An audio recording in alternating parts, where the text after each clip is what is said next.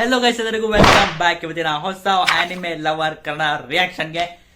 And attack on Titan ನ reaction ಮಾಡ್ತಾ ಇದ್ದೀನಿ, ಎಪಿಸೋಡ್ 3. ನೀವೆಲ್ಲ ರೆಡಿ ಆಗಿದ್ದೀರಾ ಅಂದ್ಕೊಡ್ತೀನಿ. ನೀವೇನಾದ್ರು 1 ಮತ್ತೆ 2 ಎಪಿಸೋಡ್ ನೋಡಿಲ್ಲ ಅಂದ್ರೆ ಹೋಗಿ ಚೆಕ್ಔಟ್ ಮಾಡ್ಬೋದು. ನಿಮ್ಗೆ ಲಿಂಕ್ ಡಿಸ್ಕ್ರಿಪ್ಷನ್ ಅಲ್ಲಿ ಇರುತ್ತೆ, ಹೋಗಿ ಚೆಕ್ಔಟ್ ಮಾಡಿ. ಕ್ರೇಜಿ ಆಗಿರುತ್ತೆ ಸರಿನಾ? ಅಥವಾ ಪ್ಲೇಲಿಸ್ಟ್ ಹೋಗ್ಬೋದು ನೀವು, ರಿಯಾಕ್ಷನ್ ಪ್ಲೇಲಿಸ್ಟ್ಗೆ, ಅಲ್ಲೂ ನಿಮ್ಗೆ ಸಿಗುತ್ತೆ ಅಟ್ಯಾಕ್ ಆನ್ ಟೈಟನ್ ನ ರಿಯಾಕ್ಷನ್. ಸೊ ಕ್ರೇಜಿ ಆಗಿತ್ತು ಮಾತ್ರ 1 and 2 ಎಪಿಸೋಡ್ ಮಾತ್ರ. 1 ಎಪಿಸೋಡ್ ಮಾತ್ರ ಬ್ಲಾಸ್ಟ್ ಅಲ್ಲಿ ಕ್ರೇಜಿ ಆಗಿತ್ತು. ಸೆಕೆಂಡ್ ಎಪಿಸೋಡ್ ಸ್ವಲ್ಪ ವರ್ಲ್ಡ್ ಬಿಲ್ಡಿಂಗ್ ಎಲ್ಲ ಇತ್ತು, ಟ್ರೈನಿಂಗ್ ಎಲ್ಲ ಇತ್ತು. ಮತ್ತೆ ಆ ಕೀ ಅವರಪ್ಪ ಕೊಟ್ಟಿದ್ದು ಆರಿನ್ ಕೀಗೆ, ಅದು ಅವನಿಗೆ ಕನ್ಸ್ತರ ಅನ್ಸ್ತು. ಬಟ್ ಅವ್ನ ಕತ್ತಲ್ಲಿ ಅದು ಕೀ ಇದೆ. ಸೊ ಆ ಕೀ ಹೆಂಗ್ ಬಂತು ಅವನಿಗೆ ಕನ್ಸರ್ ಬರ್ತದೆ ರಿಯಲ್ ಅಂತ ನನಗೇನು ಅನಿಸ್ತಾ ಇದೆ. ಸರಿ, ನಾನು ರಿಯಲ್ಲು ಅವ್ನ ನೆನ್ಸ್ಕೊಂಡು ಕನ್ಸು ಅಂತ ಅನ್ಕೋತಾ ಇದ್ದೇನೆ. ಬಟ್ ಆ ಕೀ ಇದೇನು ಮಿಸ್ಟರಿ ಅದನ್ನ ತಿಳ್ಕೊಳ್ಳೋಣ. ಯಾಕಂದ್ರೆ ಇವಾಗ ನಾವು ನೋಡ್ತಾ ಇರೋದು ಎಪಿಸೋಡ್ 3. So let's start. ನಾನಂತೂ ವೇಟ್ ಮಾಡಕ್ ಆಗ್ತಿಲ್ಲ, ಕ್ರೇಜಿ ಆಗಿತ್ತು. ಲೆಟ್ಸ್ ಗೋ.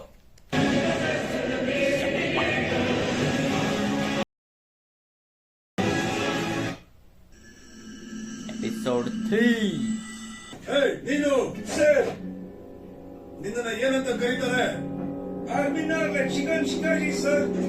ಸರಿ, ಹಾಗಾದ್ರೆ ನೀನ್ ಇಲ್ಲಿಗೆ ಬಂದಿರೋ ಉದ್ದೇಶ ಆದ್ರೂ ಏನು? ಜನರಿಗೆ ಸಹಾಯ ಮಾಡೋದಕ್ಕೆ ಟೈಟನ್ಸ್ ವಿರುದ್ಧ ಹೋರಾಡಕ್ಕೆ. ಕೇಳಿ ತುಂಬಾ ಖುಷಿ ಆಗ್ತಿದೆ. ನಿನ್ನಂತವ್ರು ಅವುಗಳಿಗೆ ಒಳ್ಳೆ ಆಹಾರ ಆಗಿರುತ್ತೆ. ನಿನ್ ಮುಖ ತೋರಿಸ್ಬೇಡ, ಆ ಕಡೆ ತಿರುಗು. ನಿನ್ನನ್ನ ಏನಂತ ಕರೀತಾರೆ? ಸರ್, ನನ್ನ ಹೆಸರು. ಏಯ್ ಸೊಣಕ್ಳ, ನಿನ್ನ ಹೆಸರೇನು? ನಿನ್ನಲ್ಲಿ ಭಯ ಕಾಣಿಸ್ತದೆ ಕ್ಯಾನಿ ಸ್ಪ್ರಿಂಗ. ನಿನ್ ಕಂಡು ನೀನು ಆ ಜೈಂಟ್ಗಳ ವಿರುದ್ಧ ಹೋರಾಡ್ತೀಯ ಅಂತ ನನಗೆ ಯಾಕೋ ಅನಿಸ್ತಾ ಇಲ್ಲ. ನಿನ್ನ ಹೃದಯ ಬಲಗಡೆ ಇದೆಯಾ?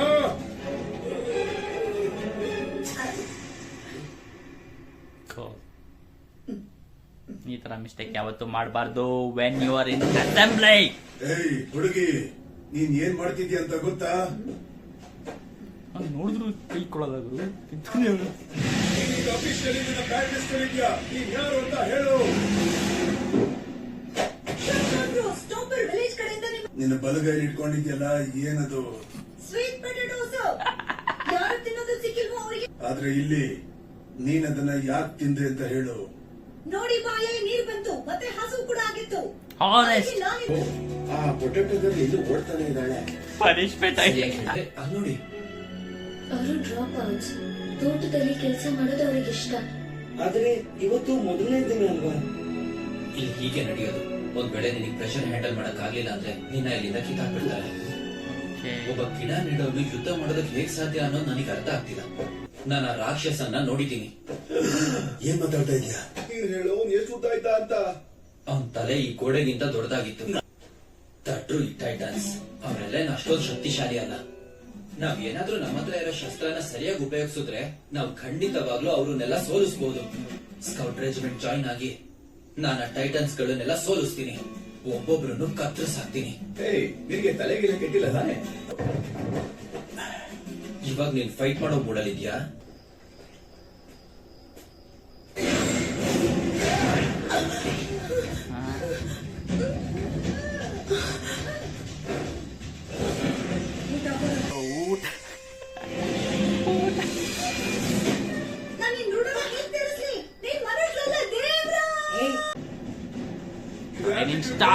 ಕೇಳಿಸ್ಕೊಳ್ಳಿ.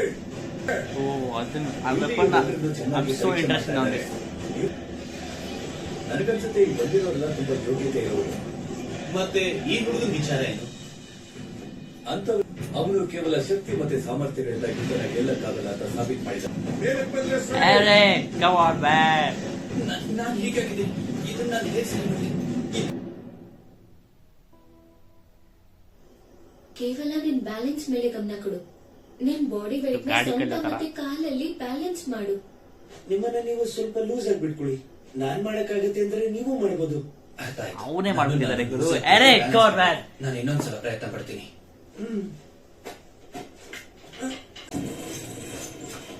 ಅಲ್ಲಿ ಕಾಲಿ ಕೆಳಗಡೆ ಇರಬೇಕು.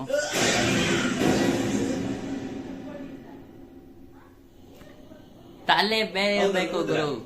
ಅವನು ಟ್ರೈನಿಂಗ್ ಮುಂಚೆ ಟೈಟನ್ಸ್ ನ ಕತ್ತರಿಸಾಕೋದ್ರ ಬಗ್ಗೆ ಮಾತಾಡ್ತಿದ್ದ. ಈಗ ಸೈಲೆಂಟ್ ಆಗ್ಬಿಟ್ಟಿದ್ದಾನೆ. ನಾಳೆ ಅವನು ಹೊಲದಲ್ಲಿ ಕಾಣಿಸ್ಕೊಳ್ತಾನೆ ಅನ್ಕೋತೀನಿ. ಇಂಥವ್ರಿಗೆಲ್ಲ ಆಹಾರನ ವೇಸ್ಟ್ ಮಾಡಕ್ಕಾಗತ್ತಾ? ಎಂತ ನಾಚಿಕೆ ಇದು. ನನ್ ಕಾಲ್ ಮೇಲೆ ನನಗೆ ನಿಲ್ಲಕ್ಕಾಗ್ತಾ ಇಲ್ಲ ಅಂತದ್ರಲ್ಲಿ ಅವ್ರನ್ನ ಹೇಗ್ ಸೋಲಿಸ್ಲಿ ನಾನು? ನೀನ್ ಅದನ್ನ ಕನ್ಸು ಅನ್ಕೊಂಡ್ ಮರ್ತ್ ಬಿಡ್ಬೇಕು ಅನ್ಸುತ್ತೆ. ನನ್ ಪ್ರಕಾರ ಆರ್ಮಿ ಆಗೋ ಕನ್ಸನ್ನ ನೀನ್ ಬಿಟ್ಬಿಡ್ಬೇಕು. ಯುದ್ಧ ಮಾಡೋದಕ್ಕೆ ಮೊದಲು ದೇಹಕ್ಕೆ ಶಕ್ತಿ ಬೇಕು, ಅದು ನಿನ್ ಹತ್ರ ಇಲ್ವೇ ಇಲ್ಲ. ಏನ್ ಹೇಳ್ತಾ ಇದೀಯಾ? ಅವತ್ ನಮಗೆ ಮತ್ತೆ ಅಮ್ಮನ್ ಮತ್ತೆ ನಡೆದಿರೋದೆಲ್ಲ ಮರ್ತು ಹೋದ್ಯಾ ನೀನು? ಪ್ಲೀಸ್ ಗೈಸ್, ನನಗೆ ಸಹಾಯ ಮಾಡಿ, ಬೇಕಾದ್ರೆ ನಿಮಗೆ ಕೈ ಮುಗಿತೀನಿ. ಒಂದ್ ಸೆಕೆಂಡ್, ನೀವಿಬ್ರು ಶಿಕಾಂಶಿನಿಂದ ಬಂದಿರೋದಲ್ವಾ? ಹೌದು, ಸರಿಯಾಗಿ ಹೇಳಿದ್ರಿ. ಹಾಗಿದ್ರೆ ನಿಮ್ಗೆ ಗೊತ್ತಿರ್ಬೇಕು ಅವರು ಎಷ್ಟು ಕೆಟ್ಟವರು ಅಂತ. ನೀವ್ ಯಾಕೆ ಸೈನಿಕರಾಗ್ಬೇಕು ಅನ್ಕೊಂಡಿದೀರಾ? ಟೈಟನ್ಸ್ ನಾವು ನೋಡೋವರೆಗೂ ನಮ್ಗೆ ಗೊತ್ತಿರಲಿಲ್ಲ ನಾವು ಅಷ್ಟೊಂದು ಅಪಾಯನ ಎದುರಿಸಬೇಕು ಅಂತ. ಮತ್ತೆ ನಾನು ಸರ್ಕಾರ ಮಾಡಿರುವಂತಹ ಕಾನೂನನ್ನ ಸುಮ್ಮನೆ ಒಪ್ಕೊಂಡು ಕೂತ್ಕೊಳ್ಳೋದಕ್ಕೆ ಆಗೋದಿಲ್ಲ. ಅದರಿಂದ ಜನಗಳ ಜೀವನ ಕಲ್ಲಾಗೋಗಿದೆ. ನಾವಿಬ್ರು ಒಂದು ಚಿಕ್ಕ ಹಳ್ಳಿಯಿಂದ ಬಂದಿದ್ದೀವಿ. ಅದು ವಾಲ್ಮಾರ್ನ ದಕ್ಷಿಣದಲ್ಲಿರೋದು. ಹಾಗಾದ್ರೆ ಇದರ ಅರ್ಥ? ಹಾ, ಯಾಕೆ ನಮ್ಗೆ ಆ ವಿಷಯ ಗೊತ್ತಾಗೋ ಅಷ್ಟರಲ್ಲಿ ಟೈಟನ್ಸ್ ನಮ್ಮ ಹಳ್ಳಿನ ತಲುಪಿದ್ರು. ಎಲ್ಲಾನು ನಾಶ ಆಗೋಯ್ತು. ಹಸು ಪ್ರಾಣಿಗಳೆಲ್ಲ ಗಾಬರಿ ಆಗೋದ್ವು. ನಾವ್ 4 ಜನ ಅವ್ರ ಹಾಗಲ್ಲ, ಖಂಡಿತ ಅಲ್ಲ. ಅದು ಯಾರು? ಟೈಟನ್ಸ್ ಗಳನ್ನ ತಮ್ಮ ಕಣ್ಣುಗಳಿಂದ ನೋಡಿಲ್ವಲ್ಲ ಅವರು. ನಿನ್ ವಿಷಯ ಏನೋ? ನೀನ್ ಇಲ್ಲಿಗೆ ಯಾಕೆ ಬರ್ಬೇಕು ಅನ್ಕೊಂಡೆ? ನಾನು ಅವನ್ನ ಸಾಯಿಸ್ಬೇಕು ಅಂತ ತೀರ್ಮಾನ ಮಾಡಿದ್ದೀನಿ. ಅವರನ್ನೆಲ್ಲ ಸಾಯಿಸೋವರೆಗೂ ನನಗೆ ಸಮಾಧಾನನೇ ಸಿಕ್ಕಲ್ಲ. ಆ ರಾಕ್ಷಸ ಏನೆಲ್ಲ ಮಾಡ್ತಾನೆ ಅಂತ ನೀನ್ ನೋಡ್ದೆ ಅಲ್ವಾ? ನೋಡಿದ್ಮೇಲೆ ಸೇರ್ ತೀರ್ಸ್ಕೊಬೇಕು ಅನ್ಕೊಂಡ್ಯಾ? ಖಂಡಿತವಾಗ್ಲು ಒಂದ್ಸಲ ಮೊದಲಿಂದ ಶುರು ಮಾಡೋಣ. Belt adjustment. ನಾಳೆ ಅಷ್ಟರಲ್ಲಿ ನೀನು ಎಕ್ಸ್ಪರ್ಟ್ ಆಗ್ತಿದ್ಯಾ. ನಿನ್ನಿಂದ ಸಾಧ್ಯ ಅಂತ ನನಗೆ ಗೊತ್ತು. ನನಗೆ ನಿನ್ ಮೇಲೆ ನಂಬಿಕೆ ಇದೆ. ನನ್ನ ಮಾತು ಸರಿ ಅಲ್ವಾ? ಹೌದು, ನಾನು ಸೋಲಲ್ಲ. ನನಗೆ ಸಹಾಯ ಮಾಡಿದ್ದಕ್ಕೆ ಧನ್ಯವಾದ. ಏ ಹುಡುಗ, ನೀನ್ ರೆಡಿನಾ? ನನ್ನ ಕೈಲಿದೆ ಸಾಧ್ಯ. ನಾನಿಂದ ಮಾಡಲೇಬೇಕು. ಬೇರೆಯವ್ರ ತರ ನನಗೆ ಯೋಗ್ಯತೆ ಇಲ್ಲದೆ ಇರ್ಬೋದು, ಆದ್ರೆ ನನಗಿರಷ್ಟು ಧೈರ್ಯ ಈಗ ಬೇರೆ ಯಾರಿಗೂ ಇಲ್ಲ.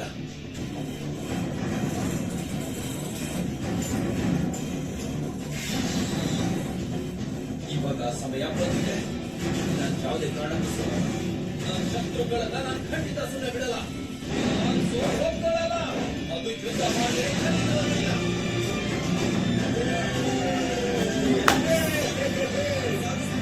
Come on, Eric. No.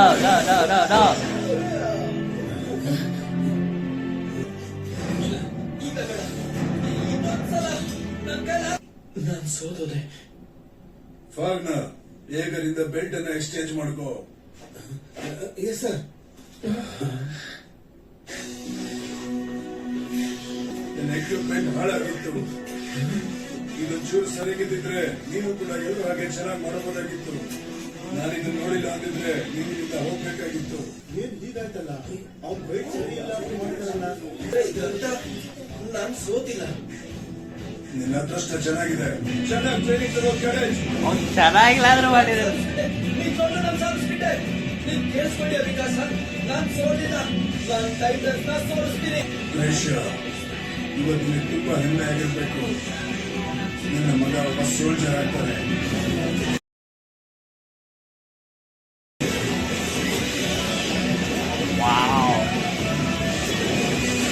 ಏನ್ ಕೂಲ್ ಆಗಿದೆ.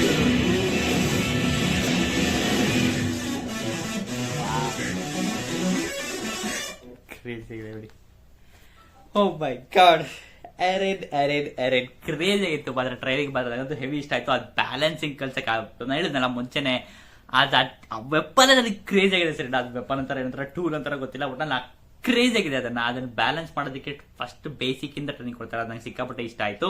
ಫಸ್ಟ್ ಪಾಯಿಂಟ್, ಯಾಕಂದ್ರೆ ಡೈರೆಕ್ಟ್ ಆ ವೆಪನ್ಸ್ ಹಾಕೊಳ್ಬಿಟ್ಟು ಅದು ಹಿಂಗೆ ಹೊರಡಿಗಾಡೋದು ಡೈರೆಕ್ಟ್ ಆಗಿ ಪ್ರಾಕ್ಟೀಸ್ ಮಾಡೋದಕ್ಕಿಂತ ಬ್ಯಾಲೆನ್ಸ್ ಕಲಿಸಿದ್ದಾರೆ ನಿಮ್ಗೆ. ಬ್ಯಾಲೆನ್ಸ್ ಹೇಗ್ ಮಾಡ್ಬೇಕು ಅಂತ ಅದು ನಂಗೆ ಸಿಕ್ಕಾಪಟ್ಟೆ ಇಷ್ಟ ಆಯ್ತು. ಅದನ್ನ ಎರಿನ್ ಅವನು ಆ ಟೂಲ್ ಚೆನ್ನಾಗಿಲ್ಲ ಆದ್ರೂ ಅದನ್ನ ಬ್ಯಾಲೆನ್ಸ್ ಮಾಡ್ದ. ಫಸ್ಟ್ ಆಫ್ ಆಲ್ ನಂಗೆ ಸಖತ್ ಇಷ್ಟ ಆಯ್ತು. ಮತ್ತೆ ಸೋತೋದಲ್ಲ ಅಂತ ಬಿಲ್ಡಪ್ ಅಲ್ಲಿವರೆಗೂ ಚೆನ್ನಾಗಿತ್ತು ಸರ್. ಯಾಕಂದ್ರೆ ಅವ್ನಿಗೆ ಮಾಡಕ್ಕಾಗ್ತಿಲ್ಲ, ಅವ್ನಿಗೆ ಮೋಟಿವೇಶನ್ ಎಲ್ಲ ಸಿಕ್ಕಿತ್ತು, ಆದ್ರೂ ಅವ್ನು ಮತ್ತೆ ಮಾಡ್ಲಚ್ಚೆ ಇವಾಗ ಇನ್ನೇನ್ ಮಾಡ್ತಾನೆ ನನ್ಗೆ ಅನ್ಸ್ತಾ ಇದೆ. ಮೋಸ್ಟ್ಲಿ ಎರಿನ್ ಅನ್ಕೊಂಡಿದ್ದೆ ಅವನು ಇದನ್ನ ಚೆನ್ನಾಗಿ ಮಾಡ್ತಿಲ್ಲ, ಬಟ್ ಅವನೇ ಎಲ್ಲರಿಗಿಂತ ಸಖತ್ತಾಗಿ ಆ ಟೂಲ್ನ ಯೂಸ್ ಮಾಡೋದು ಮುಂದಕ್ಕೆ ಅಂತ ಆ ತರ ಮೈಂಡ್ ಸೆಟ್ ಬರ್ತಾ ಇದೆ ನನಗೆ. ಬಟ್ ಅವನು ಅದನ್ನ ಚೆನ್ನಾಗಿ ಇಲ್ಲದೆ ಇದ್ರು ಅದನ್ನ ಟ್ರೈ ಮಾಡಕ್ ಹೋಗಿದ್ದಾನೆ. ಅಂಡ್ ಅದೇ ಕ್ರೇಜ್ ಆಗಿತ್ತು. ಅದೇ ನಮಗೆ ನೆಕ್ಸ್ಟ್ ಹೈ ಕೊಟ್ಟಿದ್ದು ನನಗೆ ಸರಿನಾ.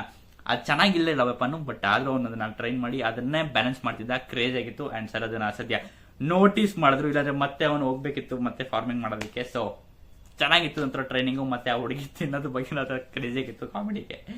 ಅವಳಿಗೆ ಚಿಂತ ಬರೀ ತಿನ್ನೋದೆ ಮೋಸ್ಟ್ಲಿ ಅವಳು ಫಸ್ಟ್ ಪಾಸ್ ಆಗ್ಬಿಟ್ಟು ಅವಳು ತಿನ್ನೋದು ಕ್ರೇಜ್ ಆಗಿತ್ತು. ಅದು ಮಾತ್ರ ನಂಗಂತೂ 3ನೇ ಎಪಿಸೋಡ್ ಕೂಡ ಒಂಥರ ಕ್ರಿಯೇಟ್ ಅಂತ ಅನಿಸ್ತು. ಸೊ ಇನ್ನು ಯಾವುದೇ ತರ ಟೈಟಾನ್ ಎಂಟ್ರಿ ಕೊಟ್ಟಿಲ್ಲ ನನಗೆ. ಟೈಟಾನ್ಗೋಸ್ಕರ ಕಾಯ್ತಿದ್ದೀನಿ. ಎರಿನ್ ವರ್ಸಸ್ ಟೈಟಾನ್ ನೋಡೋಣ ಅದೇಗಿರುತ್ತೆ ಅಂತ ನೆಕ್ಸ್ಟ್ ಎಪಿಸೋಡ್ ಅಲ್ಲಿ. ಸೊ ನಿಮ್ಗೆ ರಿಯಾಕ್ಷನ್ ಇಷ್ಟ ಆಗಿರೋ ಕೆಳಗಡೆ ಕಮೆಂಟ್ ಮಾಡಿ ತಿಳಿಸಿ. ಅಂಡ್ ನೆಕ್ಸ್ಟ್ ಎಪಿಸೋಡ್ಗೋಸ್ಕರ ವೆಯ್ಟ್ ಮಾಡ್ತಾ ಇದ್ದೀರಾ ಅಂತ ಅನ್ಕೋತೀನಿ. ಅಂಡ್ ಮತ್ತೆ ನೆಕ್ಸ್ಟ್ ವಿಡಿಯೋದಲ್ಲಿ ಸಿಗ್ತೀನಿ. ಬಾಯ್.